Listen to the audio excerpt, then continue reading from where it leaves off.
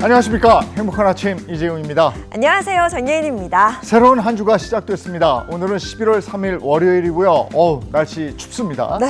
이렇게 날 추워지고 이러면 야, 이거 독감 예방 주사 맞아야 되는 거 아니야? 이런 생각을 하시게도 될 텐데 아무 때나 맞으면 안 되고요. 내 컨디션이 괜찮을 때 이 독감 백신을 맞아야 된다고요. 네, 중요한 부분입니다. 열이 나거나 몸살이 심할 때 독감 백신을 맞게 되면 몸의 면역 반응이 제대로 일어나지 않아서 백신 효과가 떨어질 수 있다고 하는데요. 빨리 맞는 것보다 더 중요한 건 몸 상태가 좋을 때 건강한 상태에서 맞는 게 더 중요하다고 합니다. 오늘 맞기로 한 날인데 내가 으실으실하고 몸이 좀 안 좋다. 그냥 가서 맞자. 이게 아니라고 그럽니다. 네. 몸 상태 괜찮을 때 독감 백신이 우리 몸에 작용을 더 잘한다고 그러니까 맞으실 분들은 이거 좀 유념하시면 좋겠습니다. 네, 꼭 기억하시고요. 자, 그럼 월요일에 행복한 아침도 밝고 활기차게 시작해 보겠습니다.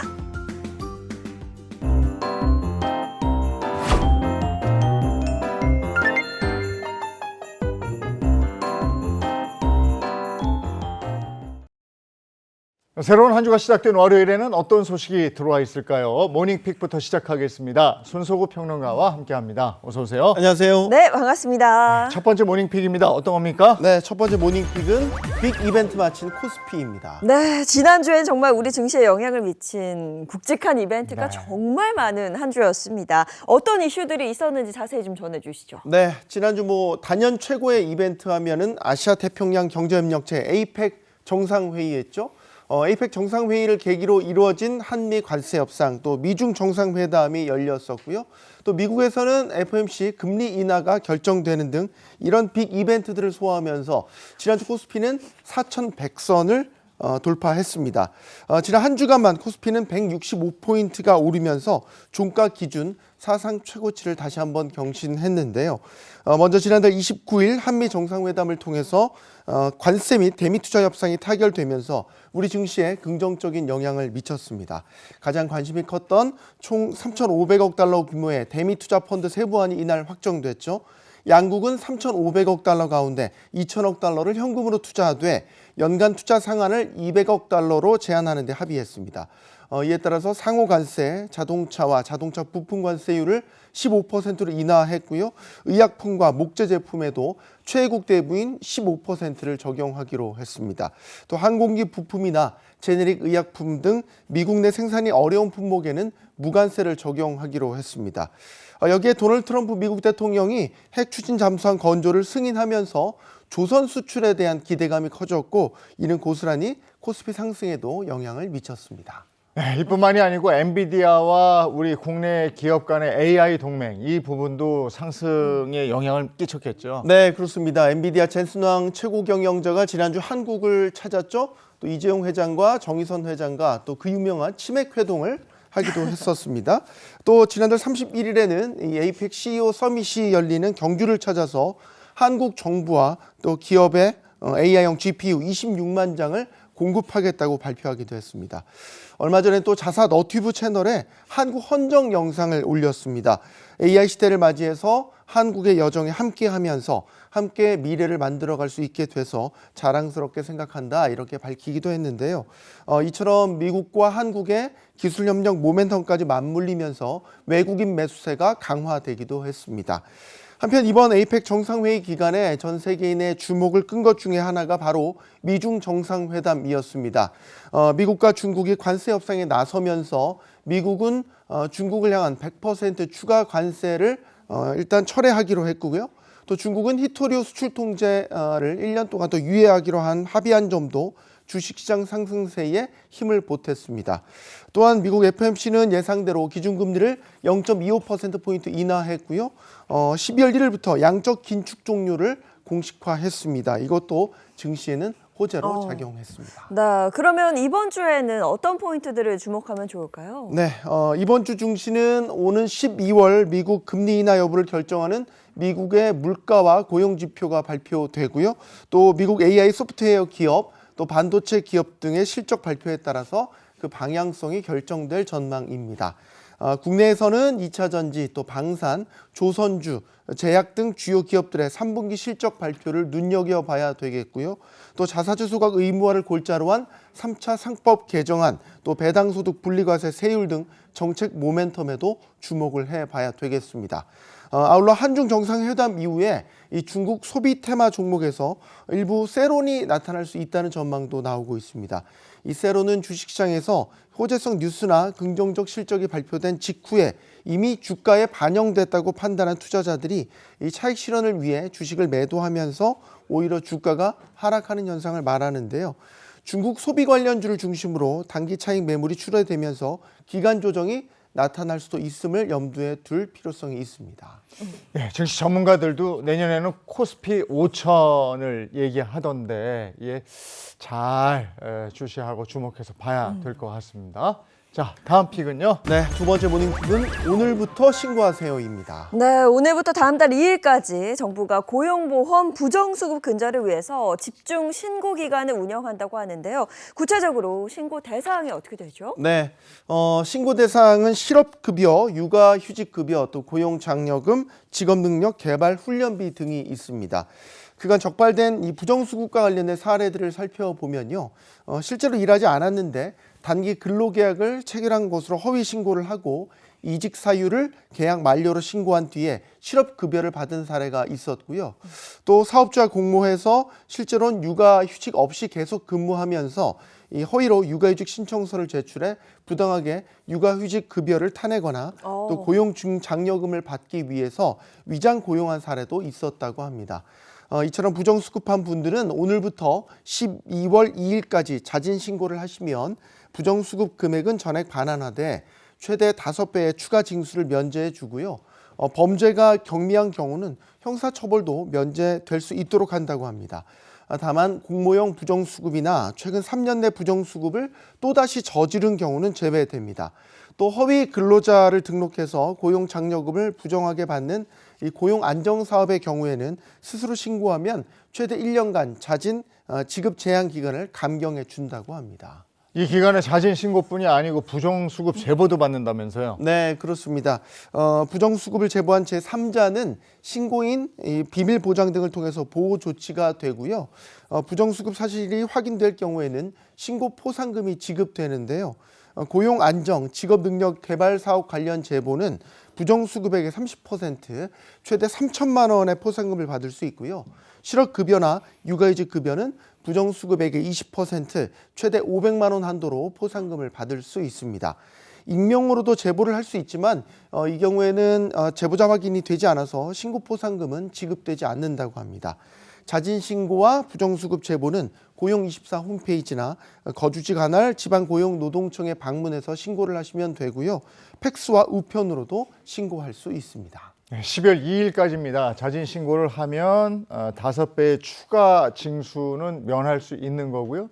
누가 제보를 해서 걸리면 이거 5배 물으셔야 돼요. 네, 맞습니다. 예, 자진 신고 하시는 게 좋겠습니다. 다음 픽은요? 네, 세 번째 모닝픽은 담배 유해 성분 전면 공개입니다. 네, 그동안 담배에 포함된 유해 성분이 일부만 표시가 되어 왔는데요. 앞으로는 그럼 모든 성분을 다 공개한다는 건가요? 네, 맞습니다.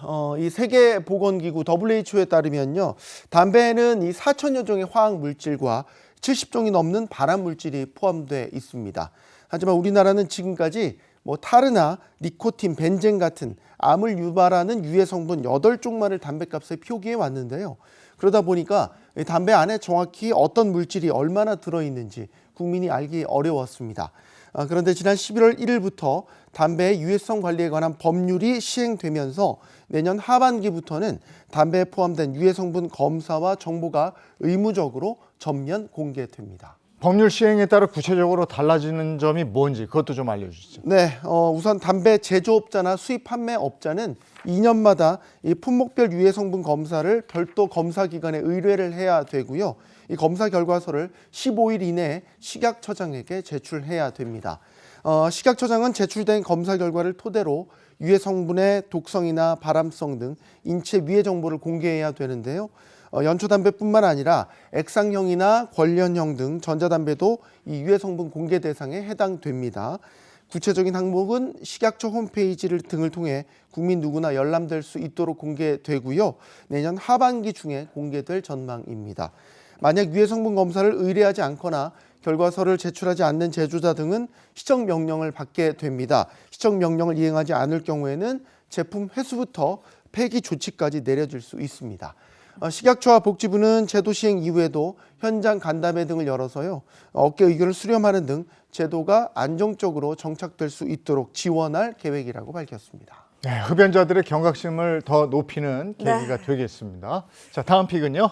네 번째 모닝픽은 언제까지 먹어도 되나입니다. 아, 저 이거 뭔지 알 것 같아요. 어제 이제 우유를 마시려고 꺼냈다가 지났다. 어김없이 지났더라고. 아, 이거 유통기한. 그러니까요. 먹어도 되나 말아야 되나 고민했는데 뭐 관련된 비슷한 얘기일 것 같아요. 네, 맞습니다. 맞아요. 네. 그런데 이제 유통기한이 아니고요. 오. 요즘에 이제 마트 가서 제품 뒷면을 보시면 유통기한이라는 단어 대신 아마 소비기한이라는 단어를 사용하는 맞아요. 제품들을 많이 보실 수 있을 겁니다.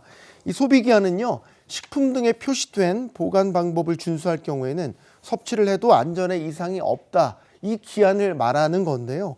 지난 2023년 1월부터 유통기한 표시제가 소비기한 표시제로 전환된 후로 지금까지 진행이 되고 있습니다.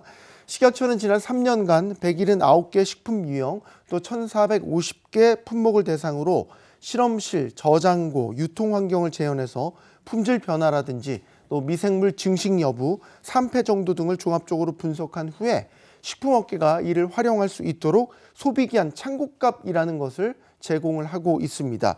식품회사마다 이 직접 소비기한을 실험을 하기에는 현실적으로 부담이 크지 않습니까? 그래서 이 각 회사는 자사 제품과 유사한 특성을 가진 품목의 이 소비기한 창고값 이내로 제품의 소비기한 설정을 하면 되는 겁니다.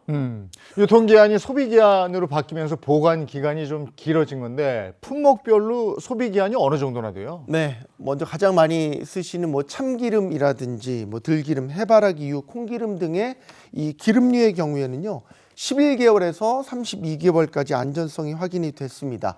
또 이런 기름류는 밀폐용기에 담아서 빛을 차단했을 때 산패가 늦어지는 경향이 뚜렷했다고 합니다. 염분이 높고 pH가 낮아서 세균이 번식하기 어려운 간장류의 경우에는 소비기한이 16개월에서 2년 7개월로 확인됐습니다. 또 과자의 소비기한 창고값은 122일에서 최대 496일, 초콜릿은 121일에서 294일이었고요. 또 냉동만두나 간편 조리 세트는 영하 18도 이하에서 약 500일 동안 안전성이 유지됐다는 것을 확인했습니다. 아니 그러니까요. 지금 뭐 영하 18도 이하에서 500일 동안 가능하다 이렇게 말씀하셨는데 네. 저 같은 경우에도 얼리면 괜찮겠지. 그래서 저는 뭐 고기 같은 것도 얼려둔 거 나중에 해동해서 먹기도 하고 그러는데 근데 얼렸다고 해서 이게 다 괜찮은 건 아닐 것 같긴 하거든요. 네, 맞습니다. 이 미국 농무부가요, 실험을 통해서 각 식품의 품질이 유지되는 이 냉동 기간을 제시했는데요. 소고기나 돼지고기의 경우에는 이 냉동하게 되면 최대 1년까지 보관이 가능하다고 하고요. 생선도 잡은 직후에 영하 18도 이하에서 급속 냉동을 하면 6개월에서 8개월까지는 품질이 유지됐다고 합니다. 새우나 게, 랍스터 같은 이 갑각류의 경우에는 10개월에서 12개월, 조개나 홍합은 3개월에서 6개월까지는 안전했다고 하고요. 채소는 이제 데친 후에 냉동하는 걸 권장하는데요. 데친 시금치나 또 데친 브로콜리의 경우에는 10개월에서 12개월, 옥수수와 완두콩은 8개월에서 10개월까지 냉동 보관이 가능했다고 합니다. 네, 알겠습니다. 지금까지 모닝픽 손석호 평론가와 함께했습니다. 고맙습니다. 감사합니다. 고맙습니다.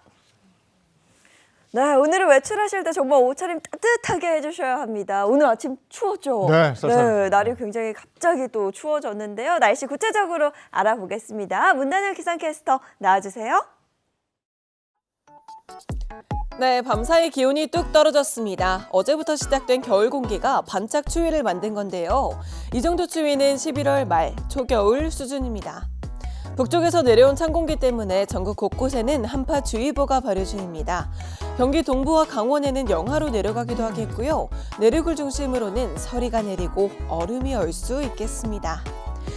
오늘이 반짝추위의 절정을 보이겠는데요. 내일 아침까지는 평년 기온을 밑돌겠지만 낮부터는 기온이 점차 오르겠습니다. 수요일이면 전국 대부분 평년 기온을 회복하겠습니다. 찬 공기가 구름을 밀어내면서 하늘은 맑겠고요. 오늘 동해상과 남해상, 제주 해상을 중심으로는 바람이 매우 강하게 부는 데다 물결이 높게 일겠습니다. 항해나 조업하는 선박은 유의하셔야겠습니다. 오늘 한낮 기온은 서울이 13도, 대전이 14도, 광주와 대구가 15도에 머물겠는데요. 낮에도 쌀쌀함이 맴돌아 춥겠습니다. 이번 주는 뚜렷한 비 소식 없이 대체로 맑겠는데요. 다만 크게 벌어지는 일교차에 주의하셔야겠습니다. 지금까지 날씨 전해드렸습니다.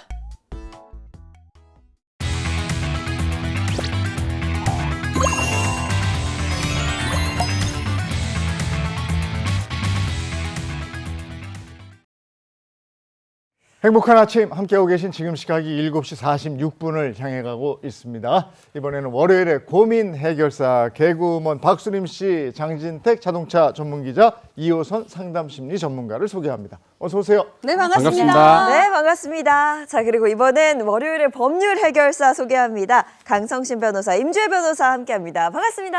안녕하세요. 이 교수님, 오늘 주제는요? 네, 저희 첫 번째 주제는 이렇습니다. 요즘 아파트 출입 시스템 굉장히 보안 잘 돼 있죠. 네. 그거 외부인들 그냥 아무나 들어와서 혹시 무슨 일 생기지 않도록 하는 하나의 절차라고 볼 수 있는데, 문제는 이 아파트 안에 공공보행로가 있는데요. 이것에 대한 출입까지 제한을 한다면 어떨까요? 자, 저희 첫 번째 함께할 사연은 바로 이겁니다.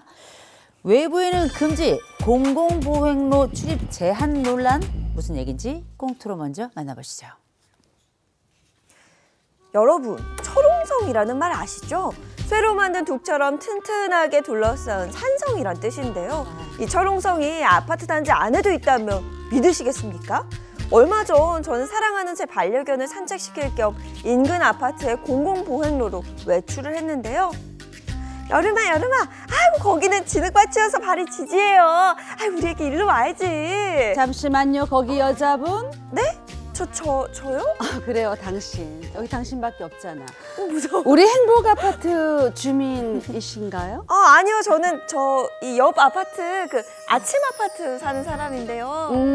네, 분위기가 그랬어. 아침처럼 느껴졌어.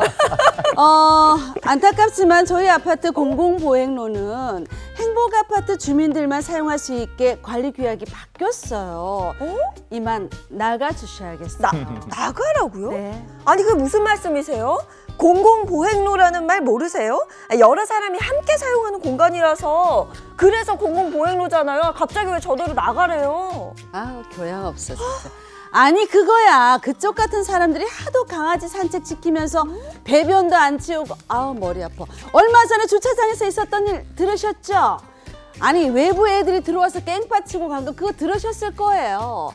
그래서 저희 아파트 입주민들이 회의 끝에 공공보행로 통행을 금지하기로 했습니다. 이만 get out 해주세요. 나가주세요. 교양 있는 척하는데 어머 별꼴이야 정말. 당신들 이거 엄연한 불법인 거 아시죠? 구청에다가 내가 다 신고할 테니까 그런 줄 아세요? 세상에 이렇게 황당한 일이 또 있을까요?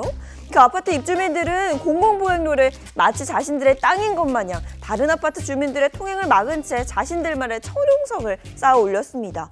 그런데 황당한 일은 거기서 끝이 아니었습니다. 네? 아니 그 무슨 말씀이세요? 조치를 취할 수가 없다뇨. 아니 그러니까 그게 저희 구청장님이 직접 그 아파트 입주민들을 중재해 보려고 하셨어요. 근데 도대체 말을 듣지 않아요. 무슨 행정소송까지 불사하겠다고 이러는데 저희들로서는 딱히 이게 방법이 없어서 말이죠. 아니 그러면 행복 아파트 주민이 아닌 다른 아파트 주민들은 계속 이렇게 불편하게 가까운 거리 두고 돌아서 가라는 얘기예요? 아니 대체 이런 법이 어딨어요? 여러분 보셨죠? 구청에서도 딱히 해줄 방법이 없다며 난감하다는 반응입니다. 통행로가 막히면 역까지 15분은 좋게 더 걸어야 하는데 이 불편함이 이루 말할 수가 없어요. 공공보행로를 막은 이웃 아파트 입주민들 막을 방법 없을까요? 와. 아이고 그게 아이고. 단지도 큰일이에요. 크고 이게 표가 몇 개입니까? 아니 이제 공공보행로 갈등 이게 끊임이 없는 모양인데 자세한 얘기 좀 들어볼까요? 사건은 이렇게 시작됩니다. 이게 서울 강동구 상일동의 한 아파트에서 벌어진 일인데요. 지난달 입주민 투표가 시행이 되고 결국 이 단지 중앙을 통과해서 상일동역까지 이어지는 그 보행로에 카드 인식 자동문과 펜스를 설치하게 되자 이렇게 문제가 시작된 건데 이게 보행로에 뭐가 들어있냐면 공공개방 의무인 공공보행로라고 하는 게 있는데 이게 이제 사유지라는 거예요. 네. 그렇다 보니까 이 입주민들 결정을 내리는 데는 사실 뭐 그만한 사연이 있긴 했어요. 그게 바로 뭐냐면 지난 7월에 청소년들이 여기에 무단으로 침입을 해서 소화기를 들고 이 주변 차량에다가 난사를 하고 이런 일이 막 잘못했네 진짜. 이러니까 입주민들이 아무래도 불안이 좀 커지게 됐겠죠. 그렇게 시설물 파손 또 보행자 위협이 반복되면서 입주민 안전이 심각하게 이랬대. 훼손됐다. 아. 이런 얘기가 저렇게 대단했죠. 네. 세상에. 그래서 현재 이 상황에 이 보행로 입구에 볼라드라고 왜 우리 길말뚝 옆에 이렇게 차 같은 데 보면 주황색으로 되어 있는 게 말뚝 같은 거 있죠? 네네. 요게 지금 설치가 돼 있고 그 보행로에 또 현수막이 하나씩 펼쳐져 있는데 결국 입주민 소유의 사유지입니다. 이런 현수막이 함께 걸리면서 사실상 외부인들의 통행이 제한된 상태입니다. 아이고. 아니 아까 그 영상을 보니까 그 일을 겪고 나면 그렇죠. 저 달리 생각을 할 수도 있겠구나라는 생각이 들기도 하는데 네. 어쨌든 저기에 철옹성을 쌓았고 다른 사람 못 들어오게 했고 자 이런 조치가 아무 이상이 없다. 뭐 저거는 법적으로 문제가 있다. 한번 어떻게 생각하시는지 보겠습니다. 문제가 된다면 O, 문제가 없다면 X 들어주세요. 하나, 둘, 셋. 장 기자님만 또. 네. 아 이거 당연히 문제가 되죠. 공공이 뭐예요? 공공. 그 공통적으로 모두가 함께 쓰는 공간이 공공이라는 게 붙잖아요. 근데 봐봐 입주민만 딱 출입할 수 있게끔 딱 만들어 놓는 거 제한한다. 이거는 공공성의 취지에 이거 완전히 어긋나는 거예요. 아, 이건 네. 아닙니다. 네. 공공을 앞에 생각을 하셔야 네. 돼요. 공공을 생각을 했는데 네. 네. 공공을 잘 써야 될 거 아니에요. 저렇게 소화기 하고 막 저러면은 안전이 또 문제가 된단 말이에요. 그래서 이 입주민들의 안전을 지켜야 되고 뭐 이런 거기 때문에 저는 요거는 이런 사고나 이런 것들이 이게 이유가 좀 타당하다라고 생각이 됩니다. 네. 마치 제 말이 맞는 것 같아요. 우리 행복한 아침의 엑스맨 장진태 기자께서 진짜 계속 엑스맨이다. X를 들고 있죠. 근데 이게 생각해 보세요. 만일 우리가 공공 화장실 문을 일방적으로 몇몇 사람들이 닫아놓는다 생각해 보세요. 어휴, 이거 말이 안 되겠죠. 말이 안 되죠. 공공 화장실이잖아요. 그래서 우리가 생각하는 이 일은 공공시설물이 가지고 있는 본연의 이 취지를 훼손하기 때문에 이건 문제가 있다. 그렇죠. 세 분의 말이 다 일리가 있어요. 장진택 기자님 말도 공감이 가고 두 분의 말도 마찬가지인데 일단 실제로 이런 조치가 좀 법적 처벌을 받을 수 있는지 궁금합니다. 법적으로 문제가 될 수 있습니다. 아싸. 그런데 이 장진택 기자님 이야기가 완전히 또 다 틀린 건 아니에요. 그러니까 문제는 되지만 네. 법적으로 마땅히 또 강제할 방법이 없는 것도 맞아요. 사실 이런 상황들이 문제되는 상황들이 참 많은데요. 현행 공동주택관리법을 좀 살펴보면은 뭐 담장이나 펜스를 친다거나 아파트에 이렇게 보안 시설을 새로이 증축을 하려면 입주자들의 3분의 2 이상의 동의를 일단 얻어야 되고 네. 그 다음에 관할구청의 승인도 받아야 되는 이중 장치가 있습니다. 왜 이렇게 복잡하게 해 두었는가? 사실 아파트라는 건 부동산이고 부동산은 대표적인 내 자산, 내 재산이잖아요. 그렇죠. 그럼에도 불구하고 아파트는 어떤 사유 재산의 성격도 띠지만 공공성도 띈다는 점이 강조되기 때문입니다. 이 통행로 같은 건 다른 시민들도 이용할 수 있어야 되는 그런 공공성을 띠기 때문에 이런 제한을 두고 있는 것인데요. 근데 안타깝게도 현실에서는 이런 제한, 그러니까 아파트에 뚝을 쌓아놓는다거나 아니면 펜스를 친다고 해서 제재하기가 쉽지 않습니다. 법적으로 보면은 무단 증축 는 불법 건축물이 생긴 거라고 볼 수 있는데 이것을 이제 철거하려고 하려면 사실 철거 안 하고 버틸 수 있는 상황이거든요. 뭐 과태료가 부과되거나 과태료가 부과된다고 해도 몇십만 원에서 많아봐야 몇백만 원이 부과되는데 이 아파트 입장에선 사실 그냥 부과하고 나는 이렇게 우리 원하는 대로 지키겠다. 벽을 그쵸. 쌓아놓겠다라고 하는 경우가 많아서 이것을 제재하기가 쉽지 않습니다. 그렇구나. 법은 있지만 강제하기가 어렵다, 어렵다. 이런 말씀이신데 네. 그러면 지자체에서 나서서 이거 철거를 명령하거나 할 수는 없는 겁니까? 그러니까 지금 상황이 이런 상황을 말씀하신 것 같아요. 예를 들어서 내가 어떤 아파트에 사는데 입주민이 다 동의를 해가지고 높은 펜스를 쌓았어요. 근데 쌓기 전에 원래는 관할구청의 허가나 이런 걸 득해야 되는데 허가 안 나올 것 같으니까, 왜냐면 처음에 공공으로 쓰기로 했으니까 일단 올렸단 말이에요. 아, 몰라, 아까 과태료 낼게. 그러면은 이거를 철거를 할 수 있느냐, 강제로. 이 부분이잖아요. 근데 우리가 이게 왜 어려운 문제인 거 하니 네. 용도는 공공으로 하게끔 했지만 사실 소유권은 누구한테 있죠? 입주민들한테. 주민한테. 그럼 남의 소유권에 어떤 그 해당하는 펜스나 이런 것들을 강제로 들어가가지고 철거를 할 수가 있느냐? 사실 그렇게 하기는 어렵거든요. 실제로도 이런 사례가 있었어요. 처음에 우리가 그 아파트 같은 거 세울 때 그 재건축 같은 걸 하게 되면 재건축 조합이 있잖아요. 네. 그리고 조합이랑 다 얘기가 된 겁니다. 뭐 예를 들어서 이 시설, 내부 시설은 공공에 쓰이게끔 한다. 라고 한 거예요. 그리고 펜스 같은 거 마음대로 올리지 못하게 한다. 이렇게 네. 합의를 했어요. 근데 문제는 뭐예요? 그 조합이 영원히 있지 않죠. 재건축이 이루어지고 조합은 청산하게 됩니다. 그 다음에 이제 입주민들이 들어가서 살게 되는 거잖아요. 근데 이런 문제가 발생을 했는데 입주민들은 나는 동의한 게 없는데요? 예전에 조합이 했겠죠. 25년 전에. 근데 저랑 그게 지금 무슨 상관이에요? 이렇게 나온다는 거예요. 그렇게 되면은 사실상 이 구청 입장에서도 이거를 당신들이 옛날에 동의를 했지 않느냐, 그쵸. 이걸 이유로 해서 문제를 삼기가 좀 어렵다는 부분이 있다는 거죠. 제가 생각했을 때 상당히 어려운 부분이긴 해요. 왜냐면 공공이라고 해요. 공공이라고 하는데 그러면 예를 들어서 그 오픈된 공간에서 사람들이 무단으로 들어와서 뭐 술을 마신다던가 아까 영상처럼 그런 행위들을 했을 때 그렇죠. 그럼 그 관리까지 공공이 하지는 않죠. 사실 우리가 좀 이걸 균형 잡힌 시각에서 봤을 때 사실 이게 어떻게 해결해야 될지는 사실 간단한 문제는 아니라고 좀 보여집니다. 우리 재건축할 때 이런 뭐 공공보행로라든지 공원 같은 그런 공간을 이렇게 시민들에게 돌려준다는 조건으로 인허가해 주는 그런 걸 기부 체납이라고 하잖아요. 그런 걸 받잖아요. 그럼 이거는 사회적 약속을 어긴 거 아닌가요?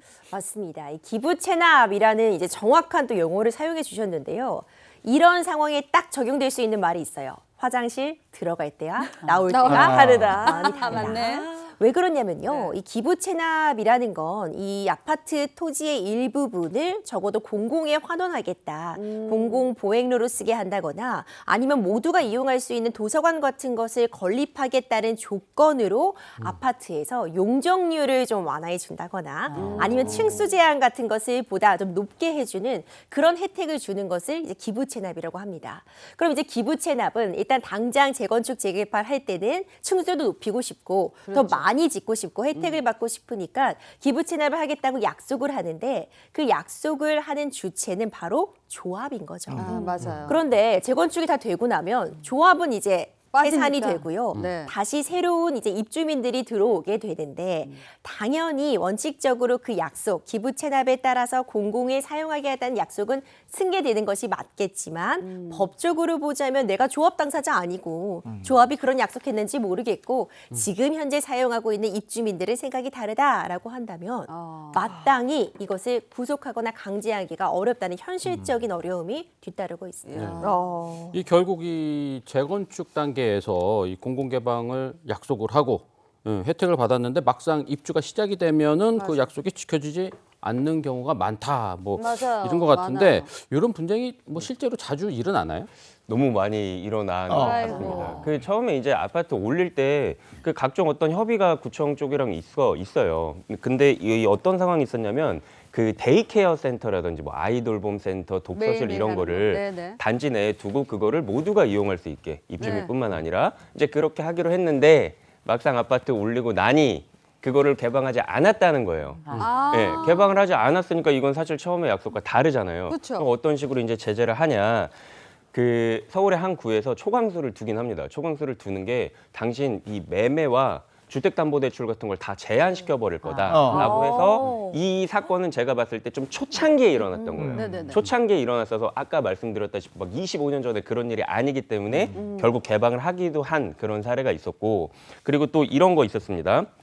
그 아파트가 아까 말씀드렸다시피 그 공공 출입로로 원래는 만들어진 거예요.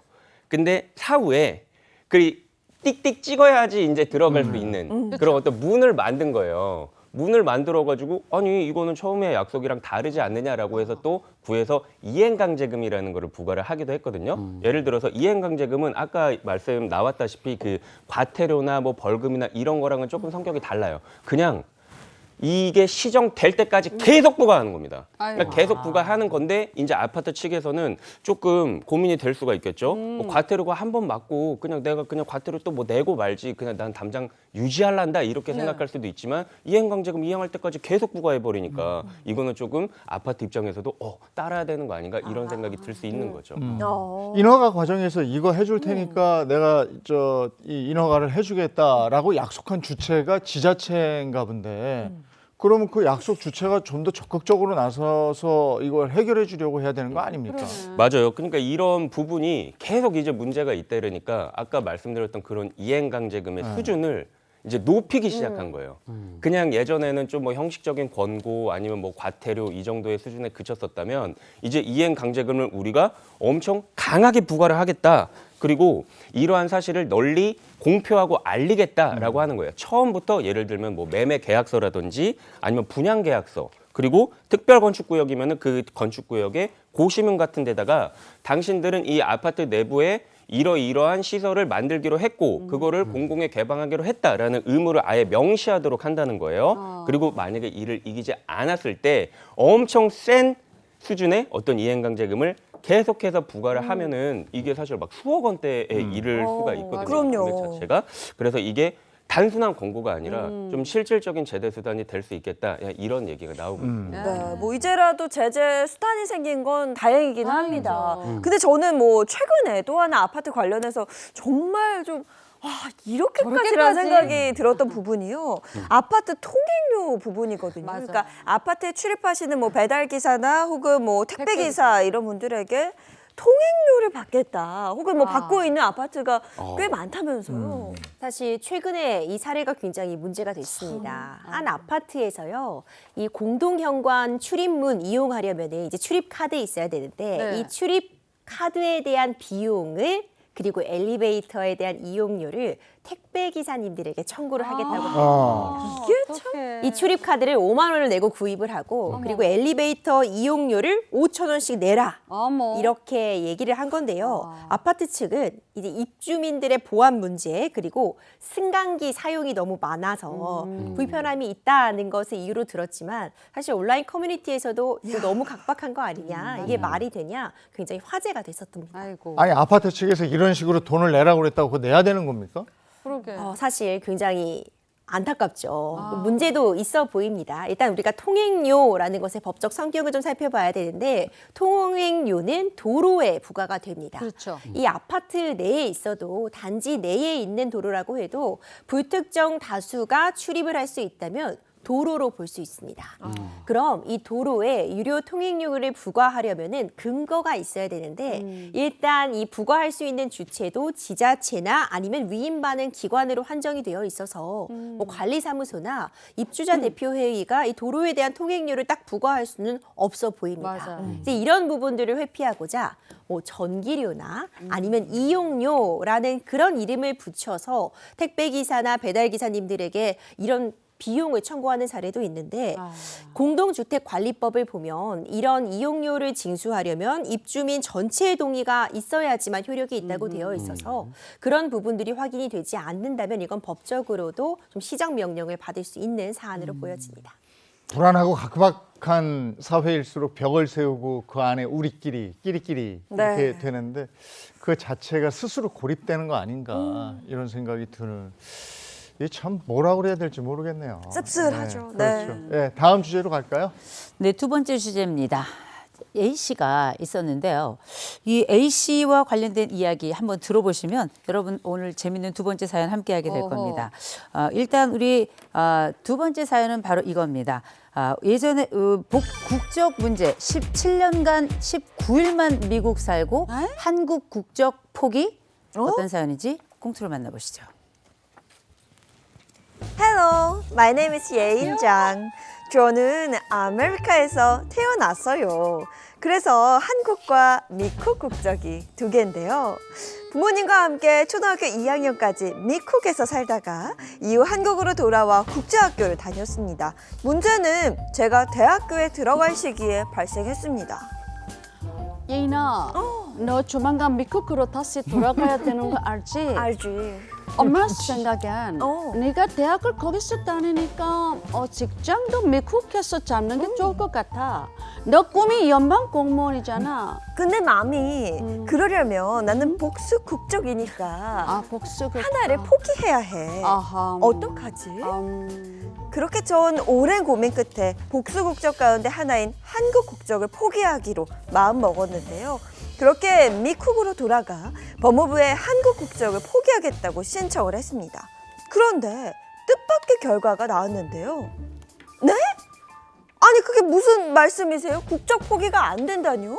네, 지금 그 장애인 씨 외국 그 주소 여건이 미비한 관계로 이 국적 이탈 신고가 반려됐습니다. 아니 그 주소는 우리 아버지가 미국에서 직장을 다니시면서 거주하는 주소지라니까요. 그리고 제가 그 국적 포기가 되지 않으면 이 미국 연방 공무원에 취직을 할 수가 없어요. 이거 직업의 자유 침해 뭐 그런 거 아닌가요? 제가 뭐 그런 자세한 사정까지는 제가 뭐 알 수가 없고요. 아무튼 국적 포기 신청 반려가 됐으니까 이 정식으로 소송을 하셔서 뭐 권리를 인정받든지 뭐 이렇게 하시는 것밖에 없습니다. 법무부에선 제가 한국에 오래 살았다는 이유로 제 국적 포기 신청을 반려한 상황입니다. 저는 당장 미국에서 대학도 졸업해야 하고 곧 취업도 준비해야 하는데 저는 대체 어쩌면 좋을까요?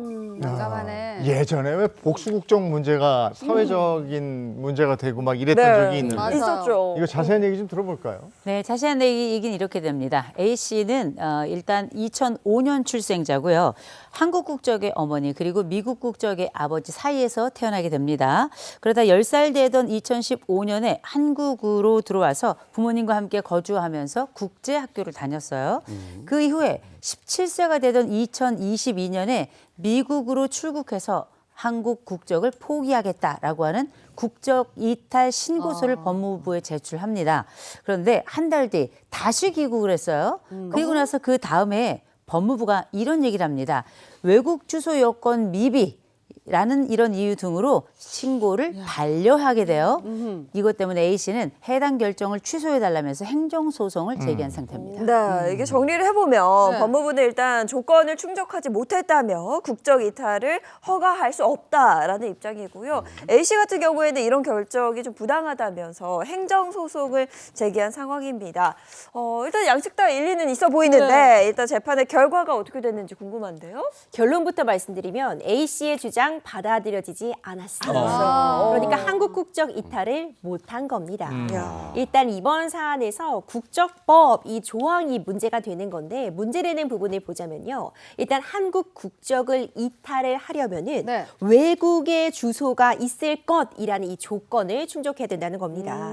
2010년도에 이 조항이 신설이 되었는데 그러니까 국내에 생활 기반을 둔 사람이 이 복수 국적자가 국적을 너무 쉽게 한국 국적을 이탈하게 하면은 사회적인 위화감도 있을 수 있고 그렇죠. 특히 병역 문제 같은 부분이 굉장히 민감할 수 있기 때문에 복수 국적자가 한국 국적을 이탈하려면 외국에 일정한 그 주소가 있어야 된다라는 부분을 이제 추가해 둔 겁니다.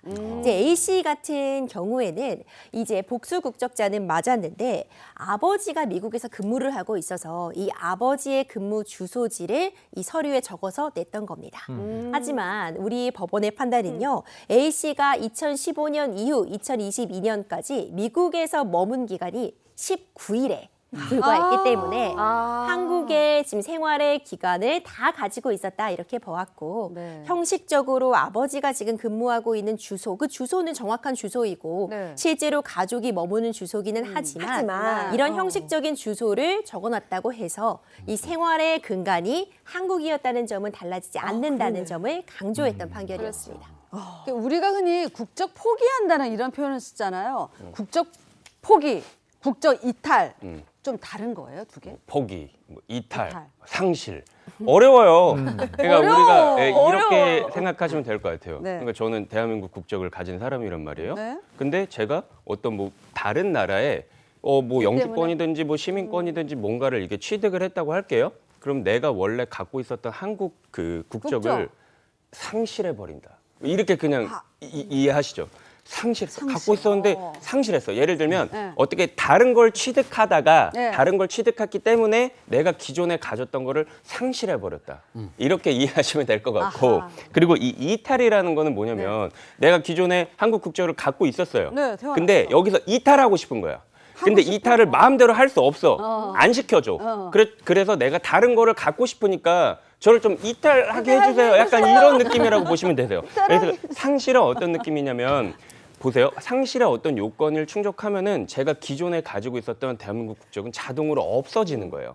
그래서 어떤 행정적 신고 절차만 있게 되는 겁니다. 그리고 사실 이런 경우가 더 많긴 해요. 이제 반의 경우가 넘어가니까 이 국적이 옮기는 케이스에서 그래서 국적 상실은 이렇게 기억하시면 돼요. 내가 가지고 있던 걸 다른 걸 가짐으로써 그냥 없어진다? 자동으로 없어진다. 없어지는 그런 게 이제 상실이라고 보시면 되고 사실 상실의 상황에서는 그 막 병역 문제라든가 그런 문제들이 크게 일어나지는 않아요. 네. 근데 제 주변에도 이런 케이스가 많은데 요즘 그 해외에서 뭐 유학하거나 근무하다가 이제 거기서 아이를 낳는 경우가 있거든요. 근데 그런 아이들도 그럼 나중에 국적을 포기할 수 있는 거예요?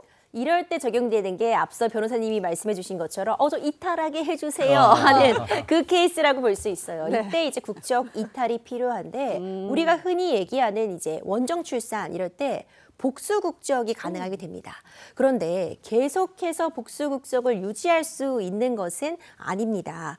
왜냐하면 이제 일부 악용하는 그런 사람들이 있었죠. 그렇죠. 병역을 기피할 목적이라던가 다른 이제 세금 같은 부분을 회피할 목적 같은 걸로 복수 국적을 유지하는 것을 막기 위해서 나중에 외국 국적을 유지하고 싶다면 국적 이탈 신고를 통해서 한국 국적은 포기해야 되는 거죠. 이때 한국 국적을 포기할 때도 내가 포기하겠습니다라고 서류만 내서는 되는 것이 아니라 법무부의 수리, 즉 허가 절차까지 필요합니다. 법적으로 이제 복수 국적은 성인이 되기 전까지 한시적으로 유지할 수 있는 것인데 특히 남성의 경우에는요 병역 의무와 연관되어 있어서 복수 국적을 유지할 수 있는 기간이 훨씬 더 짧습니다.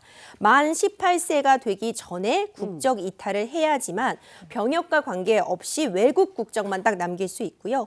여성의 경우에는 이제 병역 의무는 우리나라에서 없기 때문에 만 22세 전까지 국적을 선택해야 한다. 이렇게 좀 정리해 볼 수 있습니다. 예전에 한동안 원정 출산이 많았어요. 뭐 방송 신문에 끊이지 않고 네, 올랐죠. 네. 뭐 미국 시민권 획득해서 근데 이게 지금 말씀하신 병역 기피 수단으로 쓰이고 막 이랬잖아요. 그렇습니다. 이제 그런 문제 때문에 이 원정 출산이라던가 복수 국적 제도가 계속해서 변화를 거쳐왔어요. 그러니까 이제는 사실상 그러니까 원정 출산을 해도 병역 의무를 이행하지 않으면서 복수 국적을 유지할 수 있는 길은 없습니다. 그러니까 병역 의무를 이행하지 않으면 한국 국적은 완전히 포기를 해야지만 가능하기 때문에 예전처럼 이제 원정 출산이 뭐 도움이 된다. 이렇게 또 보기는 어려울 것 같아요. 일명 이제 홍준표법이라고도 불리기도 하는데 선천적 복수 국적법에 따라서 1998년 이후 출생자는 부모 중에 한 사람이 한국인이라면은 무조건 일단 복수 국적자가 됩니다. 그런데 이들은 만 18세가 되는 해 3월 말까지 국적 이탈을 마쳐야만 이제 병역 의무에서 자유로워진다 이렇게 볼 수 있고요. 그 시기를 놓치게 되면은 남성의 경우에는 일단 본인 의사와 관계없이 만 38세가 되는 해 1월 1일까지 병역 의무 대상이 된다고 볼 수 있습니다. 네. 근데 이 사연에서는 이제 국적을 포기하려면은 외국에 주소가 있어야 한다라는 이 조건이 있었는데 요게 조금 애매할 수가 있어요. 요즘은 뭐 가족이랑 같이 뭐 해외에서 한국 뭐 이렇게 왔다 갔다 하면서 뭐 이런 경우도 있을 수 있고 또 주한미군 자녀 같은 경우는 한국에 있지만 미군 기지 안에서 미국식 교육 받고 맞아요. 또 뭐 이렇게 뭐 요런 약간 좀 복잡한 요런 경우들도 있는데 이 형식적인 주소 기준만으로 이거를 딱 판단하기에는 조금 좀 한계가 있고 좀 무리가 있어 보이지 않을까 이런 생각이 드는데요. 그러니까 우리 사연이 그 사연이었잖아요. 아까 말씀드린 것처럼 딱 꽉 잡혀 있는데 저 이제 그 대한민국 국적에서 이탈할래요. 막 허가해 주세요라고 이제 하는데 그래. 근데 이탈을 하려면 네가 외국에 미국에 주소지가 있어야 된다. 그게 이제 법에 정해진 요건 중에 하나다. 이렇게 돼 있는데 너는 내가 알고 보니까 에게 이거 뭐 10 며칠? 19일. 네, 19일로는 안 이거는 되죠. 실질적으로 외국에 있는 게 아니다라고 해서 이제 반려가 된 상황이잖아요. 맞아요. 근데 이게 반대의 상황이 또 있을 수 있다는 거예요. 그게 뭐냐면 아까 예로 들어주신 주한민국 그 자녀예요. 주한미군의 자녀고 실질적으로 그 부대 내에서 다 그 생활을 했고 미국식의 교육을 받고 뭐 아버지 슬하에 자랐고 맞아. 그리고 아버지 따라 미국에 가기도 하고 그런 상황이라면 사실 해외에 미국에 실질적인 주소가 당장은 없더라도 이 사람은 사실상 이 현실적인 것을 파악을 했을 때 미국에 있다고 봐야 된다. 그런 식으로 해서 사실 완전히 반대의 사례에서 이 사례에서는 법원에서 인정을 해준 사례도 있었어요. 그러니까 형식이 아니라 좀 실질을 많이 고려해야 된다. 이런 판결이 나오고 있는 거죠. 근데 요즘 유학이나 근무 때문에 진짜 미국 가서 뭐 애를 낳는 경우, 출산하는 경우도 있단 말이에요. 그걸 원정 출산으로 봐야 되는 건지 요거에 애매모호해요. 그건 아닐 것 같은데. 굉장히 중요한 지적해 주셨는데 네. 진짜 내가 일을 하고 공부를 하러 갔는데 거기서 출산을 한 경우까지 이 오로지 출산을 위해 외국에 나간 원정 출산이라고 볼 수는 없겠죠. 최근에도 굉장히 이슈가 됐던 사안이 있었는데요. 지금 출산 전후로 2년 넘게 외국에 머문 부모가 있었습니다. 이 자녀는 원정 출산이 아니다. 그렇기 때문에 나는 복수 국적이 있지만 외국 국적 불행사 서약을 하고선 국적 선택 신고를 했는데 법원에서는 전후로 2년 넘게 머물렀다고 해도 원전 출산이다라고 봤던 사례가 있었습니다. 또 이게 저 한국 국적을 선택하겠다고 했는데 이 출입국관리소에서 안 된다. 이런 경우도 있다면서요. 이 아까 말씀 나온 것 중에 외국 국적 불행사 서약 뭐 이런 게 있거든요. 우리가 일견 생각했을 때 한국 국적을 선택하겠다고 했는데 이게 뭐가 문제가 되는 거지? 라고 생각할 수 있지만 이게 뭐냐면 외국 국적 불행사 서약을 함으로써 외국 국적도 잡고 가겠다는 거예요. 그러니까 양자택일이 아니라 이것도 그냥 유지를 하면서 이 내가 불행사는 할게요. 내가 행사는 하지 않을게요. 그 외국 국적에 대해서. 그렇지만 유진하고 갖고 갈 거예요라고 하니까 어떻게 보면은 한편으로서는 아니 이거를 버리고 한국 쪽으로 완전히 와야지 이거를 잡고 가는 거 좀 아닌 것 같다는 생각을 할 수도 있잖아요. 왜? 여기에서의 이슈가 그 원정 출산이었다는 거예요. 네. 원정 출산으로 되면은 두 개 다 갖고 가면서 단지 그 기간 동안 불행사만 하겠다, 서약하겠다라고 해서 사실상 그 병역 비리나 어떤 문제들이 또 문제가 생길 수가 있으니까 이런 문제가 발생을 하는 거죠. 네. 그러면 실제 재판 결과는 어땠을까요? 일단 우리 국적법에 보면요. 원정 출산이 아닌 상황에 대해서도 규정을 하고 있는데 적어도 부모가 2년 이상 계속해서 해외에 체류하고 있다가 출산을 한 경우에는 원전 출산이 아니다 이런 예외 조항을 두고 있습니다. 그래서 우리 사례에서도 부모가 2년 이상 거주했기 때문에 원전 출산이 아니라고 했지만 재판부의 판단은 원전 출산이다 이렇게 보았어요. 이번에도 그랬던 사유가 있는데 일단 어머니가 출산 직후에 바로 한국으로 귀국을 했습니다.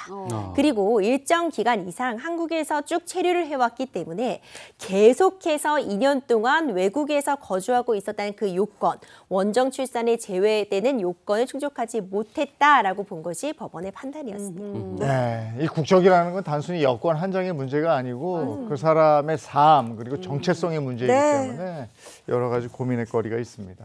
자, 그 법이 알고 싶다. 여기까지입니다. 고맙습니다. 고맙습니다.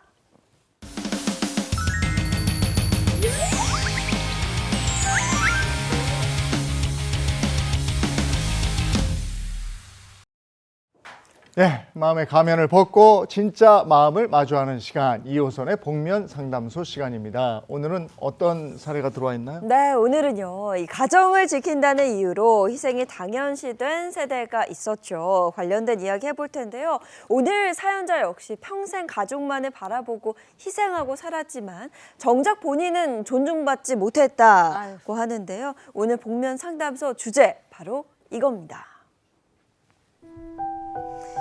자, 어떤 고민인지 영상으로 먼저 만나보시죠. 네, 70대 중반엔 딸 둘 가진 어머니입니다. 남편이 너무 가부장적이라 좀 사는 게 불편하죠. 그러니까 일일이 하나하나 이제 하는 거에 대해서 딸들이나 뭐 집안일도 다 간섭을 하죠, 하나하나. 이제 뭐 가위나 뭐가 제자리에 없어도 이제 화를 벌컥벌컥 나는 스타일이에요. 그리고 이제 외출을 못하게 하죠. 외출을 평생 못하게 했는데 대학 동창 모임이 있잖아요. 그러면 못 나가게 하기 위해서 그러니까 말을 너무 심하게 한다 그럴까요? 네 동창들은 다 과부냐? 가정주부가 가정에서 살림만 해야지 어딜 외출을 하느냐. 옛날에는 유선전화였잖아요. 하루에 보통 평균 3번 했어요. 너무 무서우니까 나도 못 나가고 집안에만 있는 거죠. 집안에서만 이제 살림만 하고 있었죠. 감히 성격이 너무 강하고 무서우니까 건드리지를 못했어요. 너무 과격한 사람이고 이게 뭐 손이 날라오죠. 주먹에 날라오니까 그건 못하죠. 그리고 성격이 불같고 목소리도 크고 이러니까 못해요. 자기가 어디 회사에서 출장 가거나 하면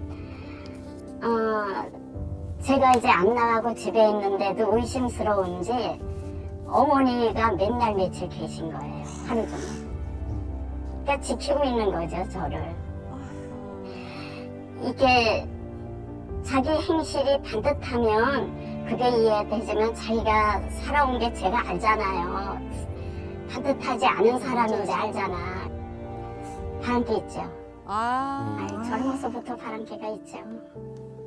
그 여자 차량 번호, 제가 입수한 거 다 대고 이름까지 다 대고 어디 사는 누구 그것까지 대도 아주 말을 지어서 잘한대요. 완전히 이제 저한테 덤태기를 씌우는 거죠. 그걸 인정을 안 해요. 제가 다 현장을 잡았어도 인정을 안 해요. 그러면 그런 속에서 뭐 자식이 또 있다 보니까 얘네들 버리면 얘네들 너무 불쌍하잖아요. 그러니까 참고 살았죠. 딸은 지금 50대 초반이 있고 40대 말이 있어요. 그런데 어쨌든 자기 아빠가 성격이 그러니까 다 무서워하죠. 귀가를 회사 다녀도 일찍 들어오게 하니까 이게 지금까지 습관이 돼서 칼같이 들어와요. 퇴근하면. 좋은 사람 만났으면 좋겠는데 애들이 또 활달하지 못하고 항상 겁먹고 살다 보니까 딸 하나가 그러더라고요. 나는 아빠 같은 사람 만날까 봐 무섭대요. 애들 회사에서 늦게 왔을 때 막 층계로 밀어내고 따고 때리고 이럴 때 그때 너무 속상하죠. 그러니까 이렇게 집에 이제 애들은 둘 다 자기 직장이 있잖아요. 나가잖아요. 그러면 집에 같이 있으려면 제가 숨이 막히는 거예요. 고쳐주면 좋죠. 어떻게 해야 이 사람이 조금이라도 변화가 올지 저는 그게 궁금하죠. 어떻게 해야 될지. 그런 게. 잠깐 얘기만 들어봐도 지금 해서는 안 될 몇 가지를 가지고 맞아요. 너무 가부장적이고 바람 폈지. 거기다 폭력적이지. 맞아. 야, 이거는 아닌 어떻게 것 같아요. 어떻게 해야 될지 모르겠네. 조선시대도 이렇게를 안 했겠어요. 네. 이 사람은 가부장이 아닙니다.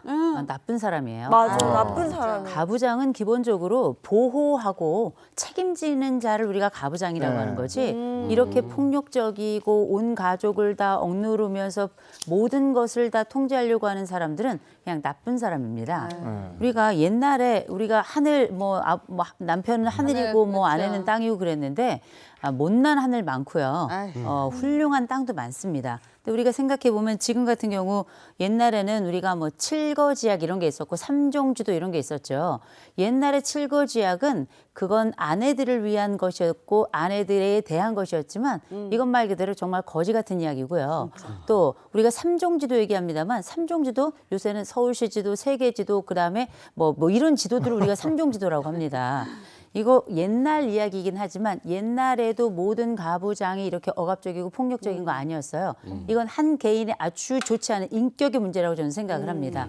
그리고 더군다나 이 가족들 전체 남편이 아내에게만 이야기하는 것이 아니라 아버지로서 딸들에게도 굉장히 공격적이고 평생을 묶어놨잖아요. 네. 이건 가해라고 봐야 될 겁니다. 네. 가부장적인 남자가 아니라 그냥 나쁜 사람이다. 어우, 속이 다 시원한데요, 교수님. 근데 사실 예전에 돌아보면 가부장적인 분들 많았어요. 저희 아버지는 군인이셔서 예의 없고 이런 거 못 참으시고 굉장히 엄하게, 엄하게 컸는데, 근데 그 세대의 아버지들이 약간 그렇게 될 수밖에 없었던 이유도 있었을 것 같은데요. 어떻게 보면은 잘못된 문화, 왜곡되고 틀어진 문화 때문인데 사실 우리가 잠깐 말씀드렸습니다만 이 가부장의 핵심은 보호자 개념이 있는 거예요. 근데 이게 거기에 힘이 무작위로 해석되지 않은 힘이 올라가면서 이게 사실상 가해자가 된 양상이 지금 벌어지게 된 건데 옛날에 남자들도 살기 어려운 시절이 있었죠. 그렇죠. 이를테면 남자도 남자 울면 안 되잖아요. 3번만 운다 그러잖아요. 언제 웁니까? 태어날 때, 그다음에 나라가 망했을 때, 그리고 자기 울고 싶을 때 원래 울어야 되는 겁니다. 그런데 지금 우리가 알고 있는 옛날 기준의 가부장이라고 한다면 모든 권력이 자기 손아귀 안에 있고 이거를 남용하는 데서 아주 형편없는 가부장 이야기가 나온 건데 원래 제가 생각하는 가부장은 사랑의 가부장입니다. 내 아내를 사랑하고 책임지려고 하고 내 자식들을 끝까지 잘 책임지면서 잘 교육시키고 멋진 사회인으로 성장시키고 그러면서 이 사회가 또 잘 유지될 수 있도록 작은 사회인 내 가정을 어떤 식으로 유지하고 보존할 것인가 여기 핵심이 있는 건데 이것 자체를 우리가 흔히 호의를 권리로 한다 이런 얘기가 있죠. 네. 자신에게 주어진 이 보호의 의무를 마치 모든 것을 통제해도 되고 모든 것을 강력하게 취급해도 된다고 생각하는 이런 양태로 간다면 이거야말로 호의를 권리로 하는 행위고요. 그리고 이런 사람들은 가부장이 아니죠. 그냥 폭력 당사자예요. 이거는 조금 구분을 해야 될 것 같고요. 남자들이 모두가 또 그랬던 건 아닙니다. 그러나 옛날엔 아무래도 이런 시대의 누적된 결과물 때문인지 여성들이 많이 통제를 당하고 나중엔 여성 스스로가 여성을 통제하는 상황도 많이 벌어졌죠. 그러나 분명한 건 세상 많이 변했습니다. 당연히 달라져야 될 건 달라져서 여성의 인권도 그렇고 가족에 대한 기본적인 입장과 보호 이건 인권을 넘어서 생명 존중까지 는 이어진다고 생각합니다. 이 아빠는 스스로 너무 비참할 것 같아요. 왜냐하면 그 딸들이 아빠 같은 사람 만날까 봐 나 사람을 못 만나겠다. 이거는 정말 최악인 거거든요. 그렇죠. 이 딸들한테 아빠는 어떤 존재였을까요? 이 딸들이 아버지 같은 남자를 만날까 봐 결혼을 둘이나 다 못한 거 아니겠습니까? 이건 뭐냐면 딸들의 미래를 잡아먹은 거예요. 이 아버지가. 이 아버지와 함께 살아가는 그 모든 순간 어린 시절과 그 예뻤던 그 시절 그리고 성장하면서 심지어 나이 들어갈 동안 이 아버지는 어떤 사람이었는가? 첫째, 무서운 사람이고요. 그렇죠. 두 번째로는 폭력적인 사람이고요. 세 번째로는 자기 마음대로 그 감정과 상황에 따라서 온 가족이 덜덜 떨게 했던 사람이거든요. 이런 형편없는 전제군주가 어디 있습니까? 우리가 작은 나라라고 볼 수 있는 내 자신도 있고요. 조금 더 큰 나라라고 할 수 있는 부부간의 이야기도 있고 이거보다 조금 더 확장된 형태가 가족일 거고 이거보다 더 나아가서 우리가 사회라는 게 또 형성되고 국가라는 게 형성되는 거 아니겠습니까? 근데 이 모든 상황에서 이 사람은 자기 자신에게도 정직하지 않은 사람이에요. 외도라고 하고 외도를 또 안 했다. 그리고 본인의 주장대로 강력하게 얘기했겠죠. 그 주장을 하는 동안에 아내를 가만히 뒀겠습니까? 전 굉장히 고통스러운 시간이 있었을 거라고 생각해요. 남편으로서 이 아내를 또 의심했죠. 더군다나 저는 이 시어머니 누굽니까? 아들이 이 출장 간 사이에 집을 시어머니가 살려요. 와서 이 며느리를 감시를 한 거예요. 맞아요. 이 시어머니는 어떤 분이십니까? 전 이 가족 전체가 굉장히 이상한 집이라고 생각을 하고요. 또 거기다가 이 자녀들 두 딸이 지금 나이가 들어가면서도 이 집에서 아직도 벗어나지 못하고 나이 40, 50이 넘었는데 지금 이 시점에 10시 곧 늦게 집에 돌아오지 그러니까 늦지 않도록 집에 돌아오는 거 아직도 10대 혹은 그보다 어린 딸로 살아가고 있는 거거든요. 이 집은 수감 상태예요. 마치 평생에 이 아버지라고 하는 아주 고통스럽고 험한 자의 감옥 속에 새 여인이 지금 들어가 있는 것 같습니다. 이 부분은 이 가족은 정말 심각할 정도로 주변에서도 살펴주셔야 되고요. 동시에 스스로도 어떻게 보면 좀 굴레라고 생각하는데요. 그렇죠. 벗어나셔야 됩니다. 네. 아니 이야기만 들어도 우리가 막 가슴이 막 심장이 답답해, 답답하잖아요. 또 어떤 지옥을 살았나 이런 생각이 드는데 근데 앞서 이제 교수님이 짚어주셨던 여러 가지 이렇게 의심을 하는 모습들 본인이 바람피니까 의심하는 그렇지. 거예요. 본인이 떳떳지 못하니까 이거 완전 의처증으로 봐야겠죠. 이거는 이제 의처증 양상도 좀 있는데 이걸 이제 심리학에서는 투사라고 부릅니다. 내 마음에 혹은 내 현실에 이런 외도와 같은 상황이 있는데 이걸 들키고 싶지 않으니까 오히려 다른 사람을 몰아붙여서 그 사람이 마치 외도를 하거나 외도를 할 것 같이 밀어붙여 내가 가지고 있는 이 불안과 죄책감을 타인에게 떠넘기는 방식이거든요. 아주 형편없는 거고요. 무엇보다 지금 이 상황을 한번 보시면 나는 바람을 피고 내 마음대로 할 수 있어. 너는 나가서도 안 돼. 그것도 평생. 그리고 딸들도 함부로 돌아다니면 안 돼. 그리고 그게 여자가 해야 될 일이야.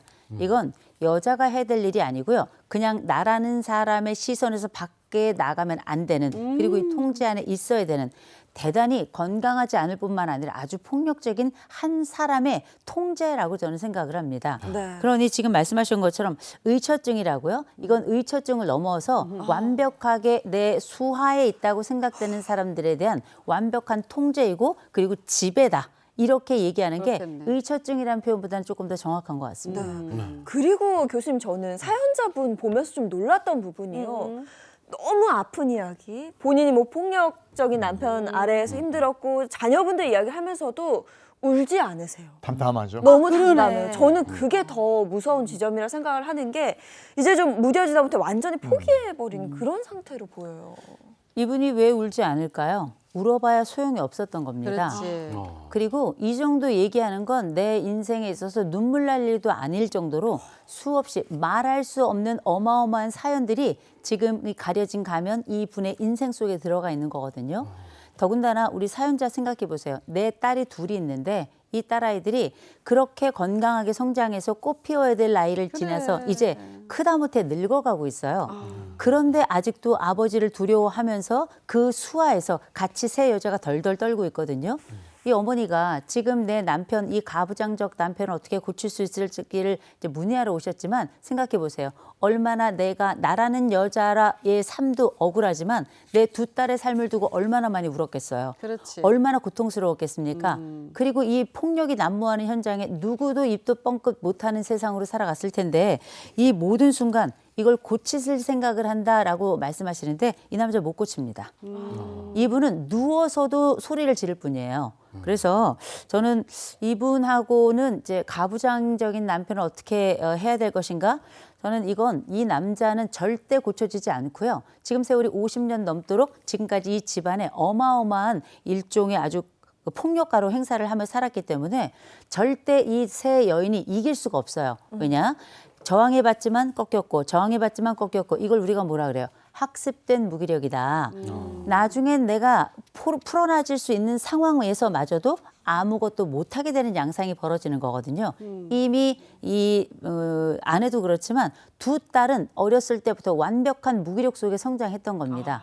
그래서 새 여자 인생을 완전히 날려버린 거예요.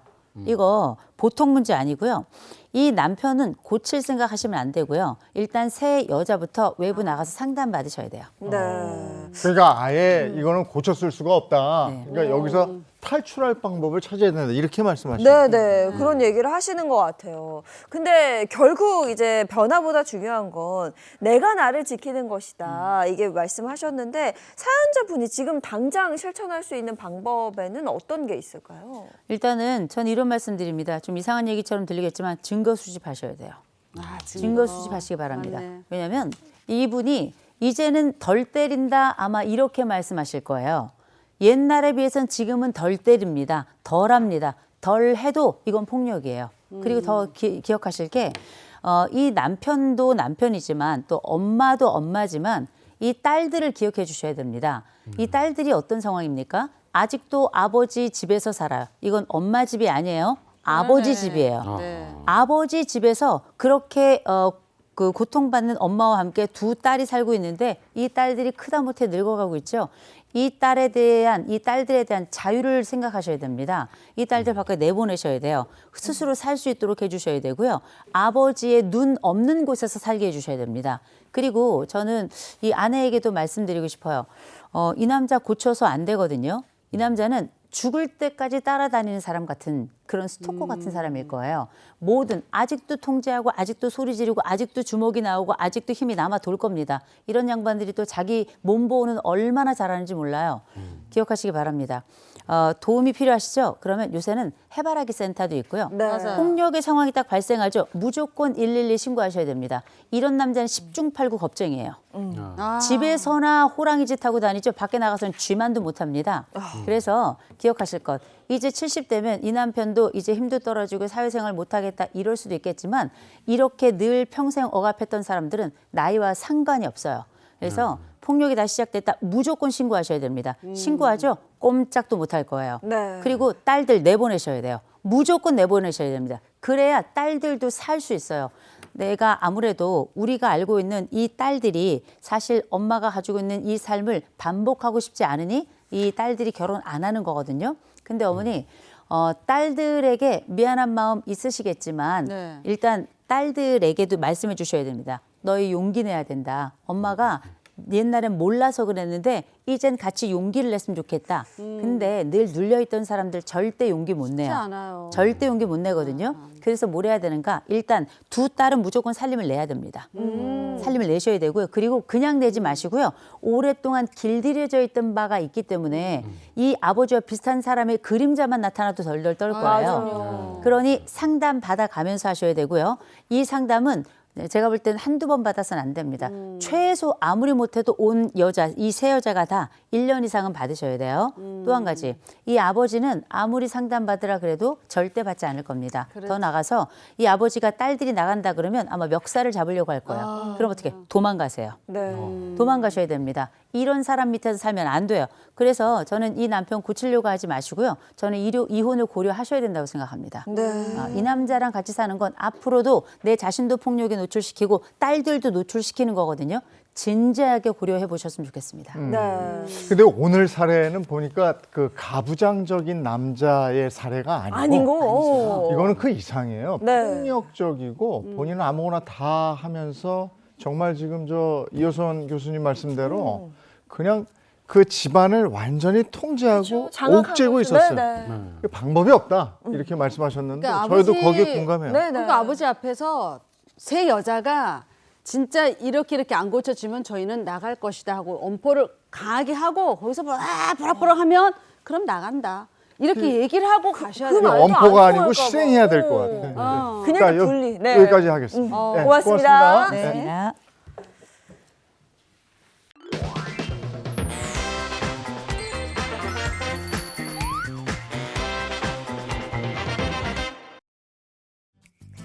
지역 곳곳의 다채로운 소식을 소개하는 코너죠. 다양한 정보를 전하는 다정한 예인 씨 시간입니다. 지난 28일 2025 사랑의 열매 기부자 가치의 밤 행사가 열렸는데요. 그 현장 지금 함께 만나보실까요? 이번 행사에서는 제12회 사랑의 열매 대상 시상식과 음악회가 진행됐는데요.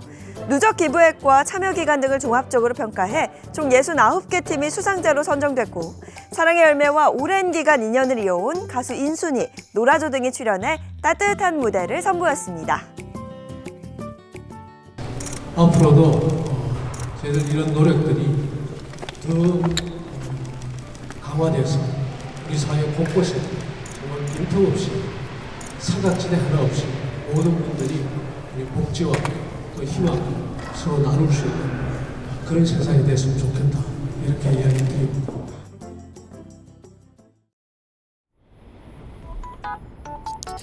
네, 낙엽이 채 떨어지기도 전에 겨울 추위가 찾아왔습니다. 현재 서울의 기온은 1도를 보이면서 겨우 한 자릿수에 머물고 있는데요. 오늘이 올가을 들어서 가장 춥습니다. 추위 많이 타시는 분들은 저처럼 길고 두터운 외투를 챙겨주셔야겠습니다. 북쪽에서 내려온 찬 공기 때문에 전국 곳곳으로는 한파주의보가 발효 중입니다. 경기 북동부와 강원을 중심으로는 영하권에서 출발한 지역들도 많은데요. 내륙을 중심으로는 서리가 내리고 얼음이 얼 수 있겠습니다. 오늘이 반짝추위의 절정을 보이겠습니다. 내일도 아침까지는 평년 기온을 밑돌겠지만 낮부터는 기온이 차차 올라서 수요일에는 전국 대부분 평년 기온을 다시 회복하겠습니다. 찬 공기가 구름을 밀어내면서 하늘은 맑습니다. 오늘 동해상과 남해상, 제주해상을 중심으로는 바람이 강하게 부는 데다가 물결이 높게 일겠습니다. 항해나 조업하는 선박은 유의하셔야겠습니다. 오늘 한낮 기온은 서울이 13도, 대전이 14도, 광주와 대구가 15도에 머물겠고요. 낮에도 쌀쌀함이 맴돌아서 춥겠습니다. 이번 주는 뚜렷한 비 소식 없이 대체로 맑겠는데요. 크게 벌어지는 일교차에만 주의하시면 됩니다. 지금까지 날씨 전해드렸습니다. 야, 기온이 1도래요. 네. 이럴 때는 체감 기온은 더 낮거든요. 맞습니다. 아니 하루 만에 어떻게 네. 날씨가 이렇게 될 수 있나 싶을 정도로 오늘 날이 정말 춥습니다. 외출하실 때는 보온에 신경 쓰셔야겠습니다. 좋은 하루 보내시고요. 저는 내일 아침 7시 30분에 돌아올게요. 행복한 아침, 행복한 하루 되십시오. 고맙습니다. 고맙습니다. 즐거운 밤 오아시스에서 Save the next channel A